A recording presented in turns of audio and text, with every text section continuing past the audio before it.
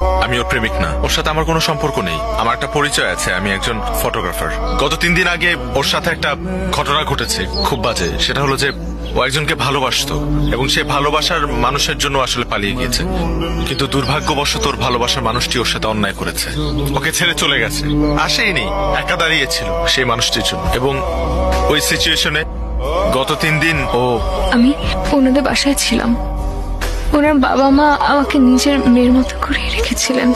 আমারও সময়টার মধ্যে ফুল সাপোর্ট দিয়েছিলেন ওনারা। শুধু একটা রিকোয়েস্ট আপনাদের 4 জনের কাছে, ওকে না ওই আগের কথাটা মনে করিয়ে দিবেন না, ওকে কিছু বলবেন না, কারণ ও আবার আপসেট হয়ে যাবে। থ্যাঙ্কস ব্রাদার, তুমি আমার ফ্যামিলির জন্য যে কাজটা করেছো সেটার জন্য আমার ফ্যামিলি সারা জীবন তোমার কাছে কৃতজ্ঞ থাকবে। গত 3টা দিন আমাদের ফ্যামিলির উপর দিয়ে কি গেছে সেটা আমরা ছাড়া কেউ জানে না। তুমি না থাকলে জিনিসটা হয়তো আরো খারাপ হতে পারত। এটা তোমার বাসা মনে করবা, তুমি আজকে থেকে আমার পরিবারের একটা অংশ। যখন মন চাইবে চলে আসবা।